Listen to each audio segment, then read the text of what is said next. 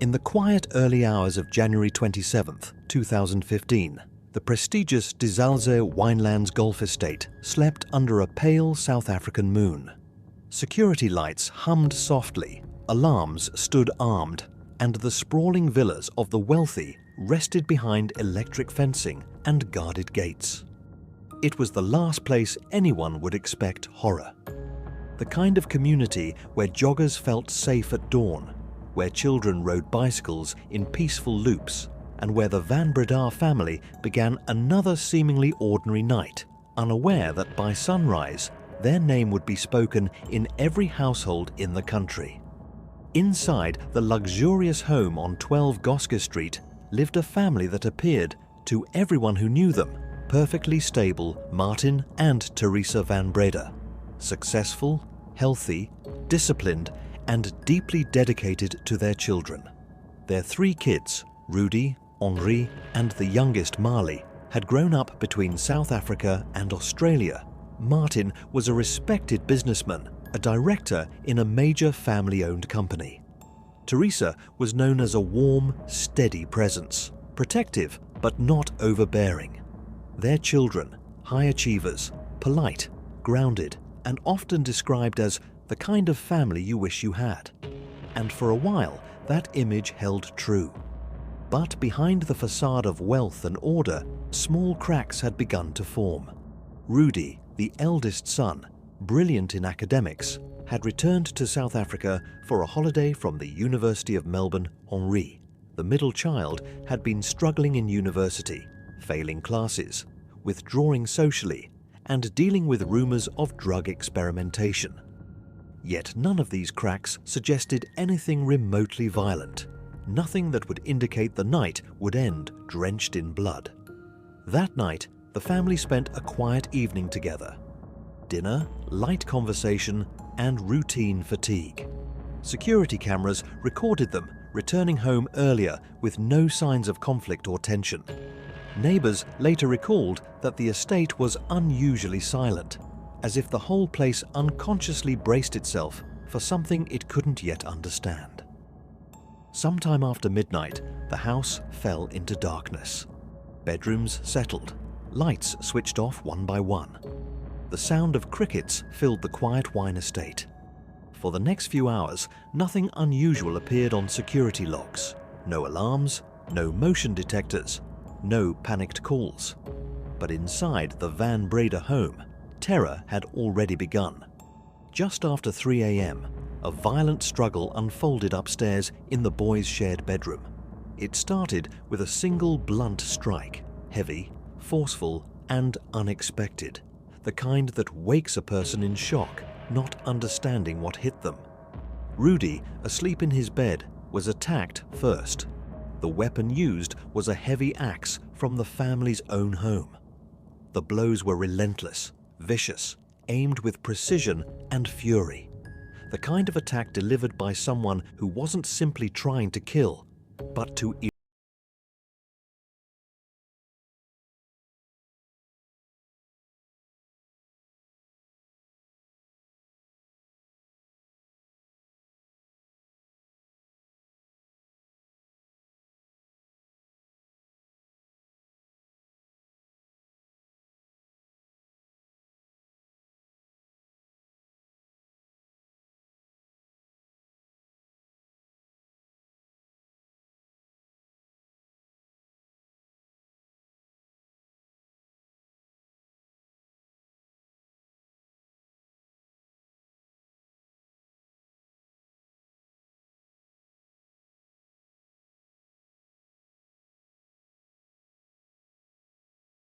enough to kill almost instantly. And yet, one person upstairs survived the initial assault. Marley, just 16, had somehow managed to fight back. Despite the shock, she put up resistance. She attempted to defend herself, her arms raised, body twisting, leaving defensive wounds that would play a vital role later in the investigation. But she, too, fell under the blows of the axe. The attacker believed she was dead. Silence returned, a chilling, suffocating silence inside a house that only hours earlier had been filled with life. The only person left untouched was Henri van Breda. According to him, an intruder had entered the home and attacked everyone with an axe. A masked figure, a stranger, someone who slipped past electric fences, patrol guards, CCTV cameras, infrared beams and alarm systems, all without a trace. Someone who entered their locked home without forcing open a door or window. Someone who bypassed every layer of one of South Africa's most secure estates, committed a massacre and calmly disappeared. And someone who left Henri with only minor injuries, scratches, cuts and a small superficial wound that experts later described as self-inflicted in nature. For several hours, Henri did nothing. No call for help, no cry for neighbors, no attempt to flee, no desperate attempt to save his dying family. Instead, he waited. He sat in the house while his parents lay dead and his siblings fought for breath. At 7:12 a.m., more than 4 hours after the murders, he finally called emergency services. His voice on the line was chillingly calm, almost emotionless. Not sobbing, not panicked, controlled. He told the operator that a man with an axe had attacked his family. When asked if they were alive, he responded with a strange composure, saying, "I think some of them might still be breathing." Paramedics rushed to the scene. Police officers arrived shortly after, expecting a chaotic crime scene, a devastated survivor, a hysterical sibling. But what they found raised immediate red flags. Henri was standing outside, wearing clean clothes, smoking a cigarette. His expression was strangely blank. His injuries didn't match the brutality inflicted on the rest of the family. There was no sign he had fought anyone, no sign he had tried to defend himself. And the weapon? Left casually on the floor, wiped in places, smeared in others. Inside the house, officers discovered a massacre. 3 family members dead, 1 critically injured.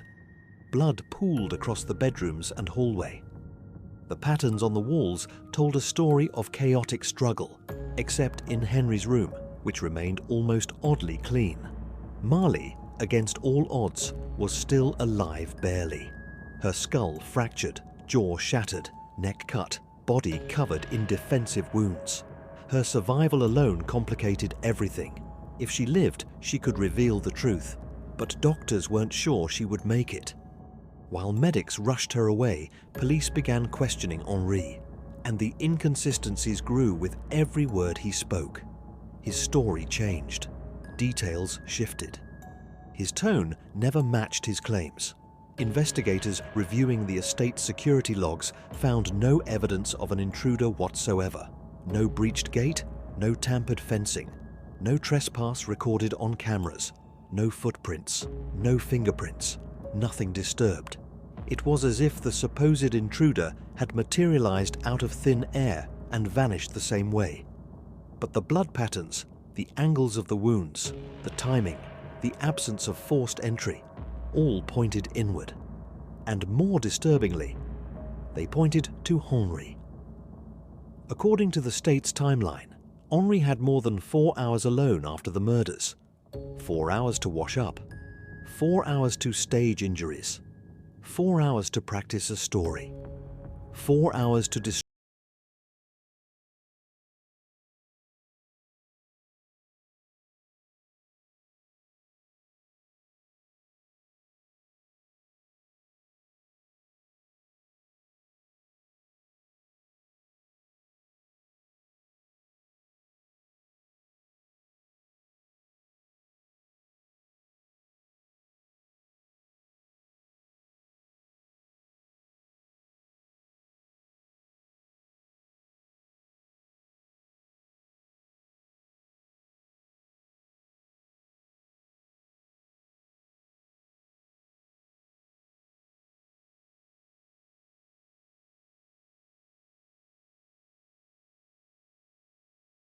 And as the investigation deepened, more contradictions surfaced. Cracks in Henri's timeline, clues hidden in digital records, forensic surprises, the killer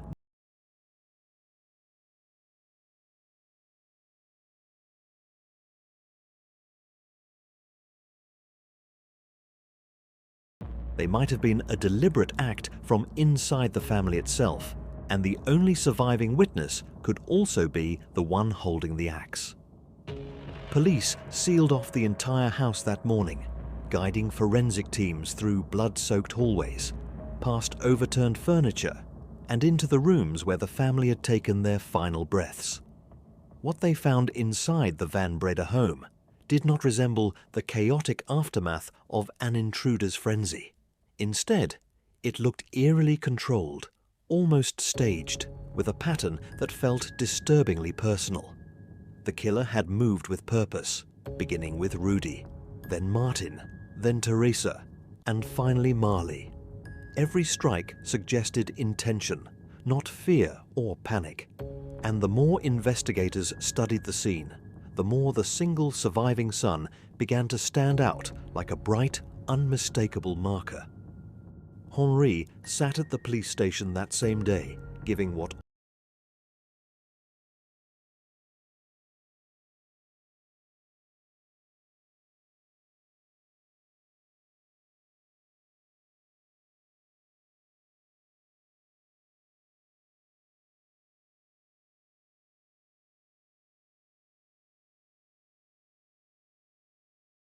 he hesitated. When investigators compared his injuries to those of his family, the contrast was too stark to ignore. His wounds were shallow, neat, and placed in areas easily accessible to someone hurting themselves. The medical examiner even suggested that one particular cut looked almost surgical, the kind someone makes carefully, not the kind someone receives from a violent struggle. But the biggest problem with Henry's story wasn't his injuries, it was the timeline. He claimed to have hidden in the bathroom while the intruder attacked everyone else. He claimed he was too scared to intervene. He claimed he fainted at one point. Yet none of these details matched what experts later reconstructed. Blood trails indicated the killer moved freely between rooms. No signs pointed to someone chasing Henri or searching for him. There was no trace of panic, no forced doors, no overturned objects in his vicinity, and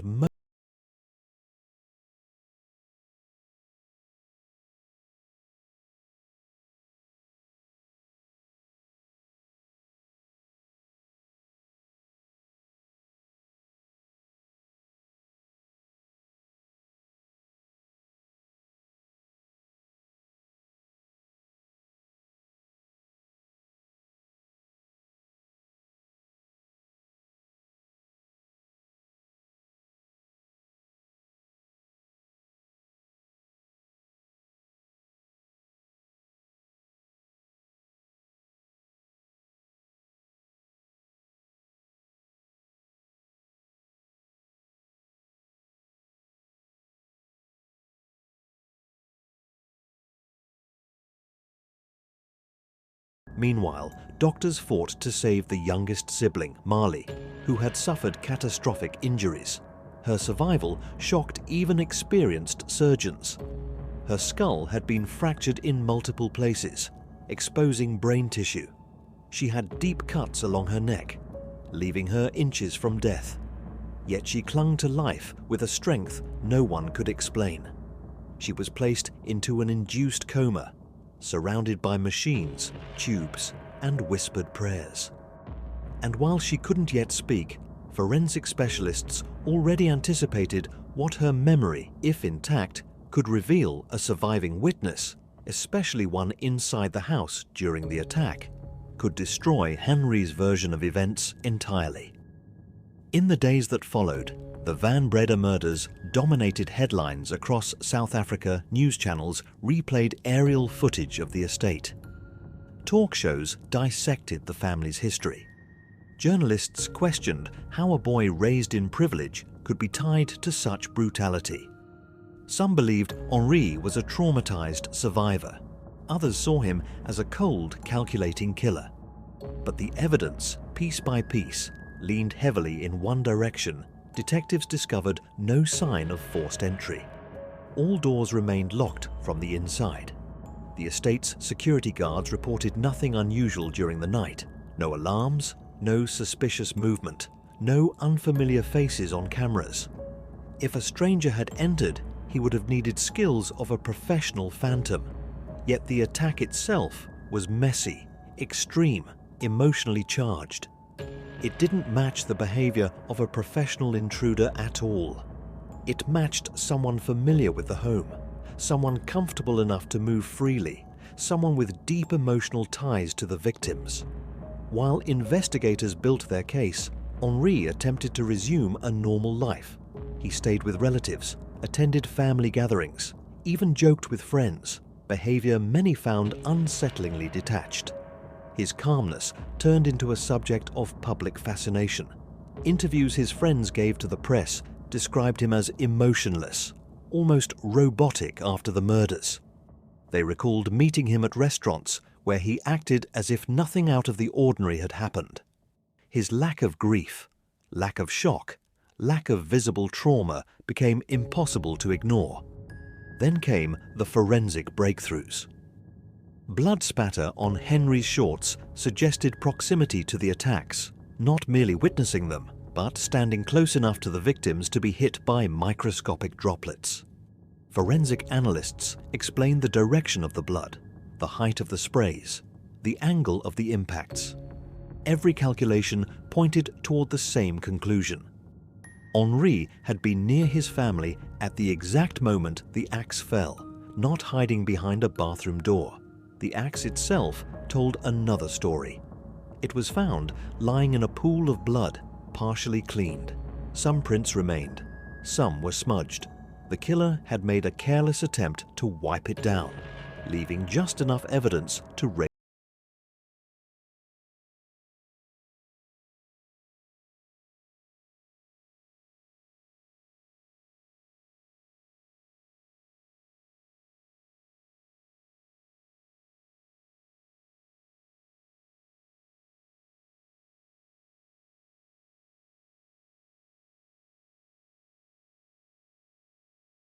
the rest of the house.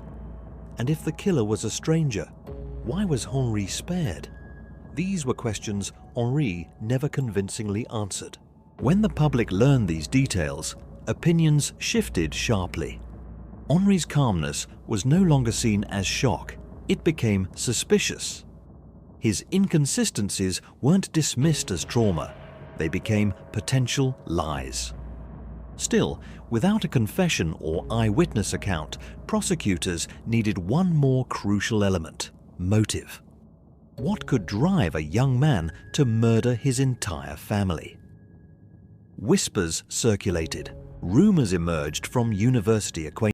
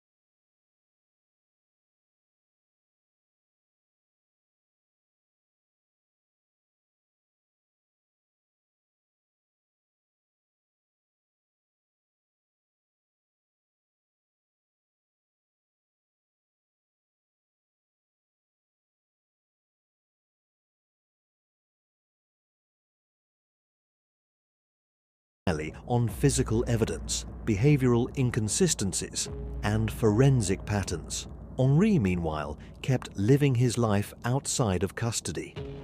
Videos surfaced of him laughing, dancing with friends, behaving casually. His public image grew stranger by the day. Some saw him as psychologically detached, others saw him as arrogant.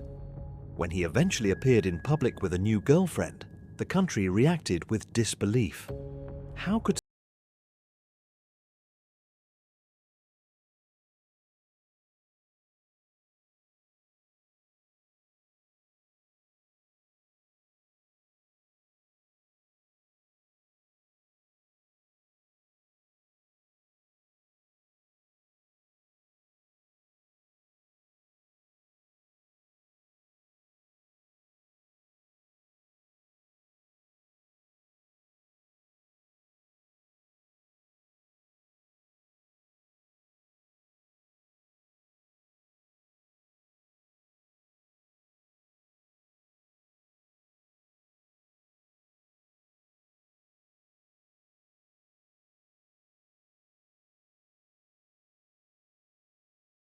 evidence, secrets, and chilling reenactments. Prosecutors argued the case with meticulous detail, reconstructing every step, every strike, every movement inside the house. They described the order of the murders, the method, the logic. They pointed to digital traces, forensic angles, blood spatter, phone activity, behavior before and after the murders. Henri's defense clung to the intruder theory, calling it improbable, but not impossible. They pointed to missing fingerprints on certain surfaces, to security lapses that might theoretically allow entry, to the complexity of Marley's memory loss. They argued that shock could explain his calmness, that trauma could explain his inconsistencies, that confusion could explain gaps in his timeline. But as the trial unfolded, the weight of evidence against Henri grew heavier, point by point, moment by moment. The question remained, hanging in the air with suffocating tension. Was Henri van Breda a traumatized survivor of a brutal attack? Or was he the architect of one of the most shocking family murders in South African history? The courtroom in Cape Town felt heavier than most places where justice is delivered. Every day, as Henri van Breda entered through the wooden doors, journalists' cameras clicked in rapid bursts, capturing the face of a young man accused of slaughtering his own family. His expression, as always, was calm. Too calm, almost eerily steady. While the nation whispered, speculated, and debated his guilt, Henri carried the same blank look that had unsettled investigators since the morning of the murders. The trial was more than a legal battle. It was a psychological drama, a slow, methodical peeling back of secrets, contradictions, and disturbing details that had been buried beneath the polished surface of a wealthy family. One of the earliest and most important moments of the trial came when prosecutors revealed the reconstructed timeline of the attack. Using forensic analysis, they demonstrated how the killer had moved through the home in a way that matched a familiar pattern. Someone who knew the layout intimately, who understood where each person slept, who navigated quietly through darkness without hesitation. The strikes to Rudy and Martin's heads were deliberate, powerful, and delivered from angles consistent with someone standing close, not someone swinging wildly in fear or confusion. The path of the blood spatter painted a grim but precise picture. The killer had stepped near the victims, turned angles deliberately, and moved from room to room without rush. And according to every calculation, Henri's story did not fit into that picture. The prosecutor's voice echoed across the courtroom as they described the calm and calculated nature of the attack. It contrasted sharply with the image of a terrified intruder fleeing into the night. There were no signs of exit through windows, no forced locks, no disturbed objects near entry points.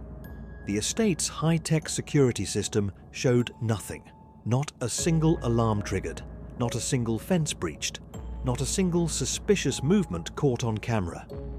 De Zalze was a fortress, and that night no one entered, except the people already inside the house. The court watched Henri closely during these moments. Some expected him to show signs of distress, some sign of emotional reaction, but he remained still, listening without movement. His hands folded neatly, his breathing steady. It wasn't the stillness of a man broken by grief. It was the stillness of someone waiting for something, waiting for a moment to be contradicted, or perhaps waiting for the story to shift in his favor. His defense attorneys insisted that the intruder theory was still viable. They suggested that security guards could have missed something, that the attacker might have hidden behind blind spots, that security measures were not infallible. They argued that blood patterns might have been misinterpreted, and that Henri's calmness was a symptom of trauma, not guilt. They reminded the court that trauma can manifest in strange ways, and that not every survivor reacts with tears or panic. Some become numb, some dissociate, some move through chaos with unnerving quiet. But the prosecution dismantled those arguments piece by piece. They presented the autopsy reports, describing the level of force used on the victims. These were not defensive strikes or accidental injuries. These were aggressive, intentional blows delivered repeatedly with the full weight of the attacker's body. They pointed out that Henri had no injuries that remotely resembled someone surviving such violence. Not a bruise from blocking a strike, not a broken finger from defensive struggle, not a wound consistent with fighting off an attacker. Instead, he had small, shallow cuts that medical experts described as hesitation wounds. The kind self-inflicted by someone attempting to mimic an assault. Phone records became another devastating blow to the defense.